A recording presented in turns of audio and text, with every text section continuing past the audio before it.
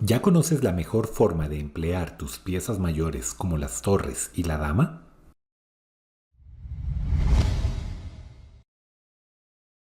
Cuando hablamos del desarrollo, le dimos mucha importancia a buscar las mejores casillas para los caballos y alfiles, que son las primeras piezas en salir al juego, pero nos queda pendiente revisar cuál sería la mejor ubicación de las torres. Para saberlo debemos conocer los diferentes tipos de columnas que se pueden presentar en una posición, y eso dependerá de los peones que se encuentren en ellas. Por ejemplo, aquí la columna A tiene tanto el peón blanco como el peón negro. En ese caso llamaremos a esta columna una columna cerrada. Serían también columnas cerradas la columna B, la columna F y la columna G. Por otro lado, hay columnas que no tienen ni peones propios ni peones del rival, como la columna D. Esta es una columna abierta. Y por último tenemos columnas que solo tienen un peón. Puede ser solo el peón blanco o solo el peón negro. A esas columnas les llamaremos columnas semiabiertas. Para el bando que no tiene el peón puede ser una columna muy útil la columna semiabierta. Aquí la columna H puede ser útil para el blanco, mientras la columna E puede ser de mayor utilidad para el negro. Pero para el bando que tiene el peón allí sería prácticamente como una columna cerrada. En las que nos vamos a centrar sobre todo es en las columnas abiertas y semiabiertas, puesto que allí nuestras piezas mayores estarán mejor ubicadas.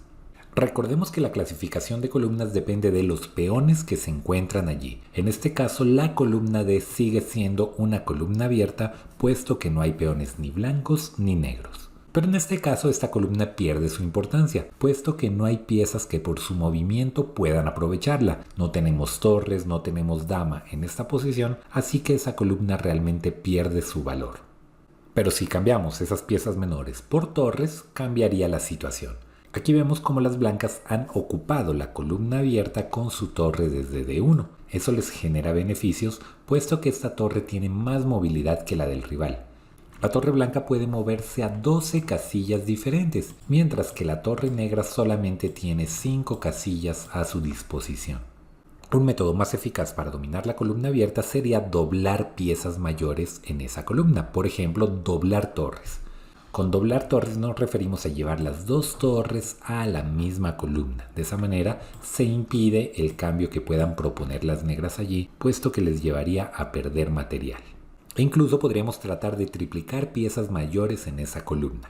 De hecho, es la mejor formación que puede tener el blanco, con las torres por delante y la dama desde atrás. La pieza de mayor valor es la última en la hilera y así nos favorecen los cambios que podamos realizar.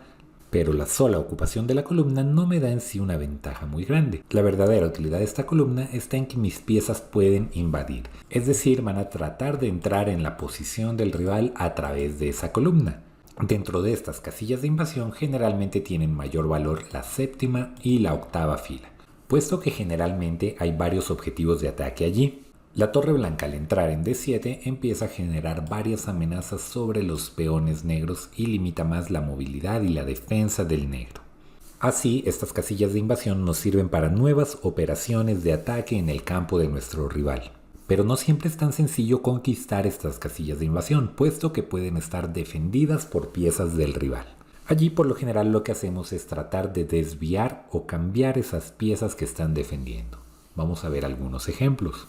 En esta posición las negras tienen bien controlado el acceso a la séptima fila y prácticamente a cualquiera de las casillas sobre la columna abierta. Las blancas entonces proceden a jugar alfil por F6, un cambio equivalente que elimina la pieza que estaba defendiendo la casilla D7. Ahora la torre puede invadir sobre la séptima fila y empieza a generar problemas. De inmediato empieza el ataque sobre el peón de A7 y las negras tienen dos formas de defenderlo. Pueden llevar la torre a A8, pero queda en una posición muy pasiva. Esa torre queda aún más restringida de lo que estaba antes. O podrían subir su peón a A5, pero las deja con una debilidad importante en B6. Podríamos continuar, por ejemplo, con torre B7, manteniendo nuestro control de la séptima fila y atacando al peón de B6. La otra forma de ataque sería desde la sexta fila, pero no es tan buena como la anterior. Siempre que podamos atacar con la torre sería más conveniente hacerlo desde atrás, tanto para permanecer durante más tiempo sobre la séptima fila como para dificultar la defensa del rival. En este ejemplo nuevamente el caballo impide el acceso a la casilla D7 y tienen un buen control de las casillas de invasión. No hay forma de cambiar al caballo, pero sí podemos desviarlo con la amenaza G5. El caballo no tiene mejor opción que retirarse a E8 y la torre logra su objetivo. Entra en la séptima fila limitando más a las piezas negras. Otro aspecto de mucha importancia que debemos tener en cuenta para valorar si la columna abierta es útil es la posibilidad de bloqueo. Entendemos por bloqueo la capacidad que tiene una pieza de obstruir las casillas de invasión. En este caso, el alfil en D5 es una pieza excelente porque también está muy bien reforzada con sus peones. En este caso, como ese bloqueo restringe tanto a las torres, realmente la columna no es de mucho interés para el blanco y no hay forma de eliminar a ese bloqueador. Pero si la pieza puede expulsarse o está mal defendida, entonces podemos aprovechar esa situación. En este caso las blancas juegan su peón a B3. El alfil se ve obligado a retirarse y la torre ya tiene libre su invasión sobre la séptima fila. Aquí vemos un caso donde el bloqueador no puede expulsarse, pero sí puede ser atacado. Y como no está suficientemente bien defendido, entonces tiene que retirarse de esa casilla. El caballo debe moverse, por ejemplo, a E5 y las torres ya pueden hacer mayor uso de la columna abierta.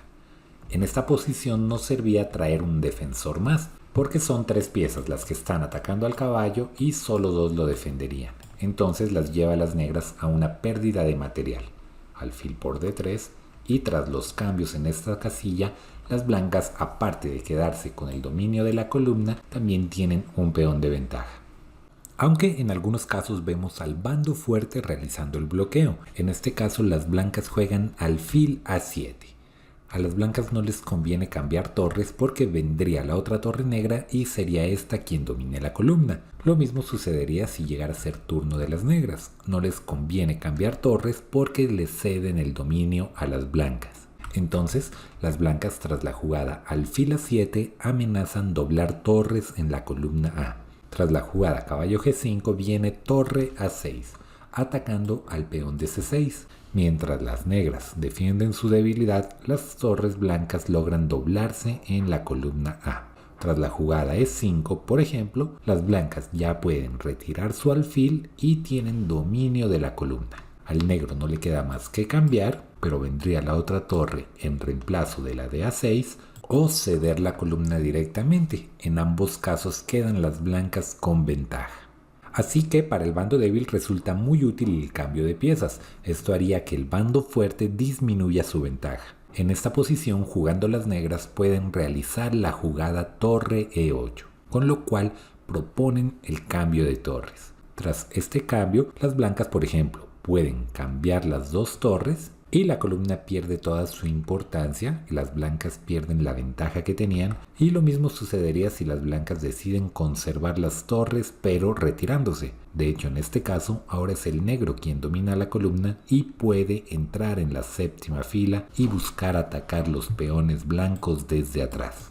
Pero no en todos los casos resulta beneficioso el cambio de las piezas. Aquí las negras, a pesar de luchar contra las torres en la columna abierta, no pueden realizar el cambio de torres, ya que esto las lleva forzosamente a un final de peones perdido, puesto que el peón de B5 es una molestia permanente que amenaza coronar y necesita siempre ser vigilado por el rey negro. Mientras tanto, el blanco es libre de hacer maniobras en el flanco de rey para buscar la victoria. En esta nueva posición, a pesar de la igualdad material, tampoco sería conveniente para el negro buscar el cambio de las torres para disminuir la fuerza de las blancas sobre esa columna, porque el rey blanco está más cerca del centro y además las negras tienen debilidades importantes con sus peones doblados en la columna F y su peón aislado en la columna H. Simplemente con acercar el rey a F5, las blancas se aseguran una posición superior. Las negras defienden desde G7, pero pronto se quedan sin movimientos. En este punto, el negro no tiene más opción que abandonar la defensa del peón de F6, pasando a un final perdido, o subir, por ejemplo, su peón H5, que es el único que tiene movilidad, nuevamente quedando en una posición perdida. Si como bando fuerte podemos tener aún más presión sobre la posible casilla de intercambio de piezas, sería mucho mejor. En esta posición las negras no pueden proponer el cambio de torres N8 porque les lleva a pérdidas materiales. Son 3 piezas blancas las que tienen influencia allí. Un último factor que debemos tener en cuenta al valorar las columnas abiertas es la cantidad de estas. Si solo existe una columna abierta, poseerla va a ser de gran importancia. Si por ejemplo existen dos, puede presentarse algo como lo de esta posición. Las blancas dominan, tienen dobladas torres en la columna E, mientras que las negras tienen la otra columna. De ese modo las torres tienen buen juego para cada uno de los bandos y no hay forma de ir a tratar de cambiarlas del rival. Así este factor hace que la posición esté equilibrada. En esta posición las blancas han ocupado la columna E y las torres negras están en una posición más pasiva. Pero las negras pueden realizar la jugada D5 que busca abrir la columna D. Ya sea que el blanco espere y se deje capturar aquí, teniendo cada uno una columna abierta, o que por ejemplo en este punto capturen en D5 y permitan a la torre capturar, quedando con una debilidad importante, un peón que prácticamente va a caer muy pronto. De este modo las torres negras han logrado activarse. Por último, existiendo más de dos columnas abiertas, estas tienden a perder su importancia, ya que es muy fácil para las torres conseguir una columna abierta. En la posición que tenemos aquí tenemos 5 columnas abiertas. Cualquiera de las dos torres tiene suficiente libertad de movimiento, así que el hecho de que las blancas estén en la columna A y las negras en la columna B pierde importancia. Pueden ubicarse en cualquiera de las otras columnas prácticamente teniendo la misma movilidad. Para finalizar vamos a ver algunos métodos por los cuales logramos abrir una columna.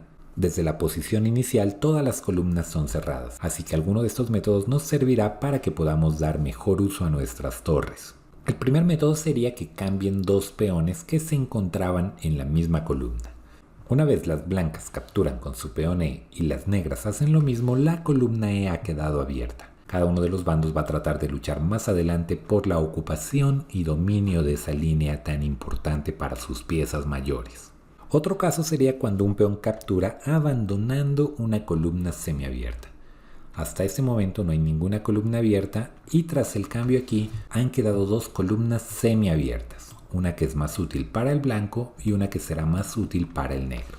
Avanzamos un poco más en esta partida y llega el momento donde las negras capturan con el peón que se encontraba en la columna semiabierta. Tras E por F6, ahora la columna E está completamente abierta.